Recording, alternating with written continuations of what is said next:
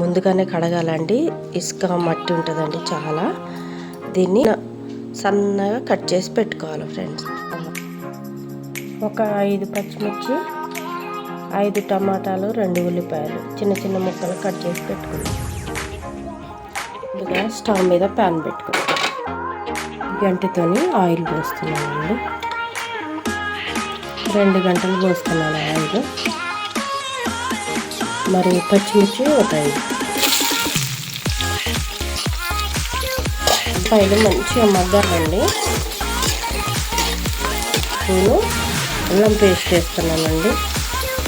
అల్లం వెల్లుల్లి పేస్ట్ కొద్దిగా వేసుకొని ఈ విధంగా కలుపుకోవాలండి. ఈ విధంగా ఆకుకూర మొత్తం వేసుకోవాలి. ఈ విధంగా హాఫ్ మగ్గిన తర్వాత పసుపు వేసుకున్నామండి. 1 స్పూన్ పసుపు, 1 స్పూన్ పసుపు, 1 స్పూన్ కారం, రుచికి తగినంత సాల్ట్ వేసుకుందాం. రుచికి తగినంత సాల్ట్ వేసుకొని ఇప్పుడు కలుపుకుందాం.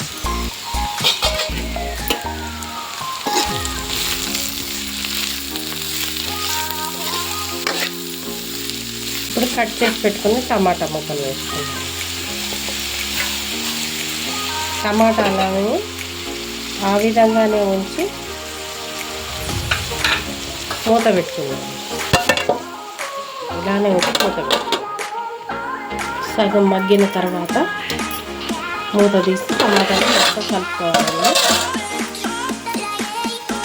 మూత తీసి ఈ విధంగా మొత్తం కలుపుకోవాలి. ఉడకడం కోసం ఒక చిన్న గ్లాస్ వాటర్ పోస్తున్నానండి. ఈ గ్లాస్ వాటర్ పోసాను, చిన్న గ్లాస్ వాటర్. ఎందుకంటే ఫ్లేమ్లో ఉడికించుకోవాలి. సూపర్గా ఉంటుంది ఫ్రెండ్స్. ఈ విధంగా మీరు ట్రై చేయండి ఫ్రెండ్స్. అయిపోయింది ఫ్రెండ్స్. ఈ విధంగా సిరికూర మీరు చేసుకోండి. చాలా బాగుంది, సూపర్ టేస్ట్. అయిపోయింది ఫ్రెండ్స్. స్టవ్ ఆఫ్ చేసేద్దాం. ఫ్రెండ్స్ ఇది సిరికూర అండి.